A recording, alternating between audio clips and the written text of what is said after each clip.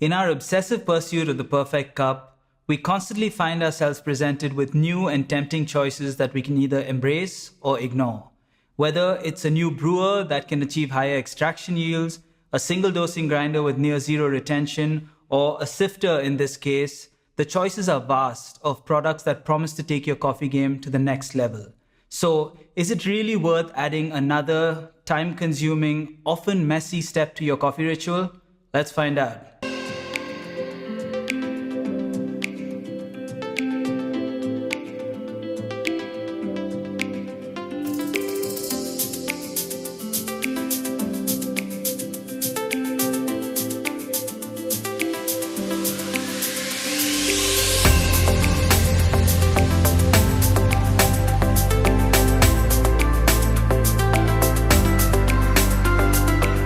We value transparency, so we should mention that the sifter was sent to us by Kruve to test and review.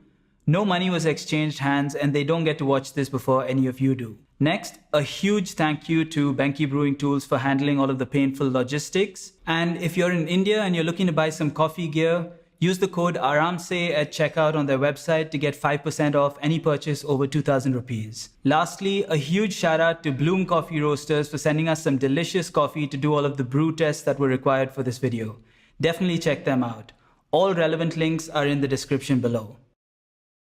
Kruve released the sifter back in 2015, and it immediately became clear that this was a company that was going to do things differently. This was a product that was unexpected and innovative. Sieves aren't new, but packaging them into a well-designed and affordable product for the coffee enthusiast and professional was very clever, and sure enough, they gained a lot of popularity in these circles. Kruve was kind enough to send us the sifter with the full range of sieves, and we've been tinkering with this for the last couple of months. So let's talk about how it works, who it's for, and why you should consider buying it. Be sure to stick around till the end to find out about some crazy experiments we've been doing with sifted layered South Indian filter brews. The black powder-coated all-metal body, stainless steel sieve, and solid bamboo lid combined with the rounded, tapered triangle make this product very pleasing to look at. You get a stand that does the job, and this version called the Grind Plus comes with a full set of 15 sieves ranging from 200 to 1600 microns and capable of 105 grind sizes. It's well built with quality materials, but there are a few things that bother us. Number one, the way these layers fit into each other is not perfect and gives rise to metal on metal grating that can be a little like nails on a chalkboard. Even the fit of the lid isn't great and requires a bit of fiddling to put on properly. Secondly, the edges of this metal are a tad sharp. Lastly, it can be a bit tricky to lock the sieves into place, and we're always a bit worried that we might bend it or damage it in the process. Apart from these minor issues, it works really well and is very easy and very comfortable to use. They've clearly paid a lot of attention to ergonomics. It's also a breeze to clean, and all of the parts other than the lid can be washed. Overall, it's a good-looking product that works as advertised. The Kruve Sifter is a simple device, but for those of you who haven't used it, here's a quick tutorial.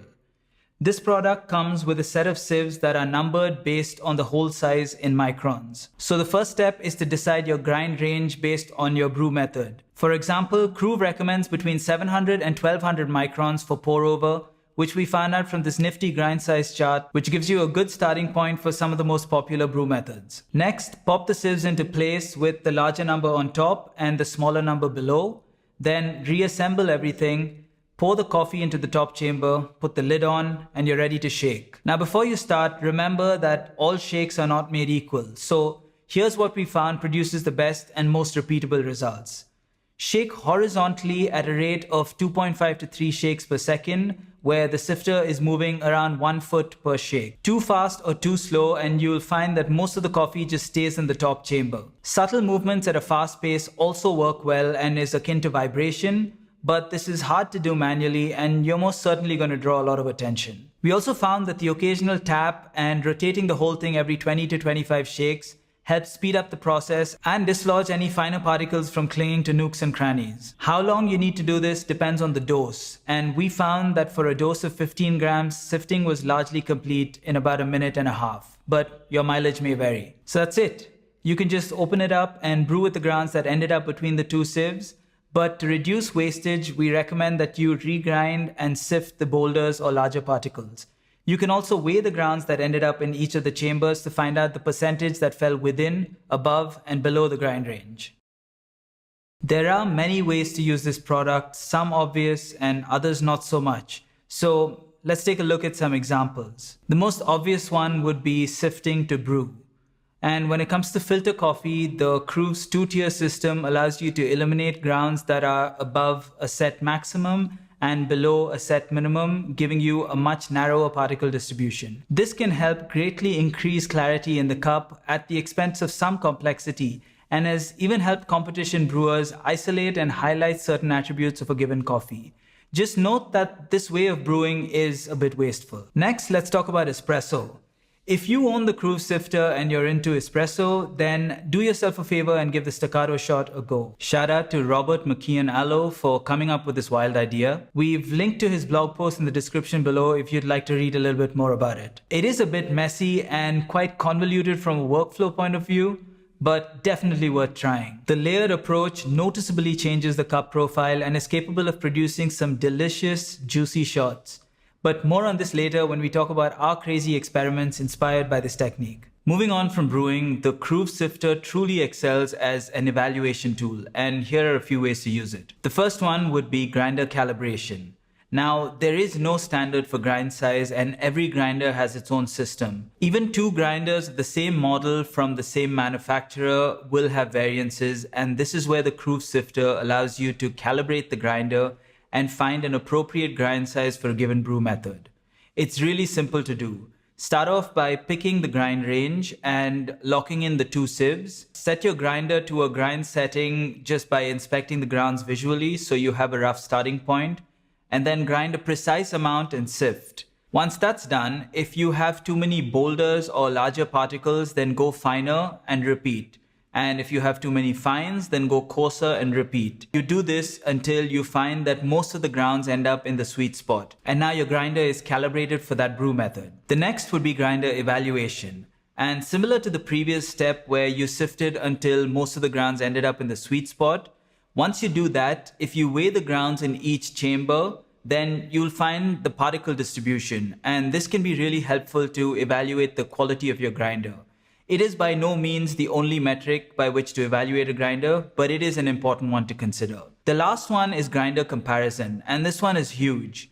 If you remember, we compared the Comandante to the EasyPresso J-Max in our review of the J-Max, and this would have been near impossible to get the two grinders to be at roughly the same grind setting before doing our brew tests. This allowed our tests to be a lot more valid and conclusive. Okay, so this next use case is what has got us really excited about this product, and that's experimentation.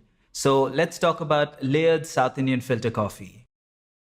Inspired by the Staccato shot, we were keen to try something similar with the South Indian filter, which is a slow percolation brewer that uses espresso fine grounds. This is still a work in progress, but the results have been very promising, so we'd like to share what we've done so far. If you followed us for any period of time, you know we love this brewer and love pushing it out of its comfort zone. So here we set up the Kruve with 400 and 500 micron sieves and sifted espresso fine grounds through it. We then layered the grounds in with the fines at the bottom, the medium-sized particles in the middle, and the boulders on top. Each layer was carefully distributed using the Weiss distribution tool to make sure that it was even. And after running a few tests, we arrived at a grind size that obviously had most of the grounds in the sweet spot, but also had roughly twice the number of boulders as it did fines. This seemed to give us the best results. So this layering wasn't just random. The top coarse layer is the easiest for water to trickle through and the least prone to channeling. So it almost acts like a water distributor that allows the water to hit the next layer more evenly, which greatly minimizes channeling. And subsequently, this layer does the same thing for the fines layer. And any channeling that does inevitably happen in the fines layer has a negligible impact in the cup because of how thin that layer is. The other justification for this approach is to allow the coarse particles to have maximum contact with clean water. As water moves down the bed, it gets more and more saturated with coffee solubles, reducing its ability to extract. So it only made sense to have the particles that are the easiest to extract at the bottom of the bed. The last piece of the puzzle was the pour. And now that we have access to a refractometer, it became very clear that this brew method benefited from as little agitation as possible. The unique combination of very finely ground coffee and slow percolation means that the water has more than enough time to do its thing without the need for agitation. So pouring through something like a mellow drip or an AeroPress filter cap helped evenly wet the bed without disturbing the layer structure too much. Now, before we talk about the results of this wacky experiment, which we're super excited about by the way, we'd like to extend a massive thanks to our patrons and our YouTube subscribers. Now, we're not gonna lie, these videos are hard to make, and when it involves complicated brew tests like this one has, it becomes that much more challenging and time consuming. We love what we do, so we're happy to go that extra mile or two to make sure that our content is interesting, unique, and educational. So if you enjoy what we do, all we ask is that you hit that subscribe button and bell icon. A like would be great too. It really does impact how the YouTube algorithm sees and shares the content on our channel. Okay, so back to the brew results. This method requires a fair amount of extra effort that adds even more time to an already lengthy brew method, but the results in the cup are undeniable. Approaching 6% strength at 21% extraction, you're quite literally in the sweet spot. Brews are richer, more viscous, balanced, sweeter, and you have a mellow acidity that keeps things exciting and lively. I mean, these are some of the flattest beds that we've ever seen with no visible signs of channeling. You get little to no astringency, a classic sign of over-extraction, and none of that offensive bitterness, just the nice kind that cuts through dairy beautifully if that's your preferred way to enjoy the slow espresso. F1 cars are expensive and impractical, but the R&D that goes into that sport makes road cars better. So while it may not be practical to brew this way every day, we've learned so much from these experiments that's helped improve even regular unsifted brews. But most importantly, it's elevated our appreciation for this little brewer that honestly never ceases to amaze us. So like I said earlier, this is a work in progress and there is a lot more tinkering that we plan to do. Things like having a thin layer of medium grounds below the fines to reduce muddiness in the cup, or having the coarse layer in the middle to allow the water to hit the fines layer more evenly, playing around with temperature and having a thicker layer of fines, and honestly, I could keep going. So who is this for? The examples we've highlighted of how one can use this product should sort of answer that question. It is clearly an excellent tool for professionals, whether that means using it in a coffee lab, a cafe, or for education and content creation like we have. It can really help with standardization and calibration, and as a tool for comparison. It can also give you a creative edge in competition. When it comes to a home setting though, it depends on the kind of brewer that you are. If you just want your coffee with minimum fuss, then this is probably going to be a hard pass. On the other hand, if you love experimenting with your brews, you should absolutely give this a try. It's a simple product that performs a simple task, but the possibilities that it opens up are immense. And that is precisely what has made us fall in love with it. It promotes a sense of play that not too many products do, and we've had a blast nerding out with it, and we're not stopping anytime soon. But now it's time to wrap this one up. We hope you're as stoked about these experiments as we are, and we'll be sure to share our findings with you either here or on Instagram. So be sure to follow us there too if you don't already. Now we'd like to hear from you. Do you own the Kruve Sifter? How often do you use it? And have you tried the Staccato shot? Let us know in the comments below. And as always, thank you so much for watching, and brew ARAMSE.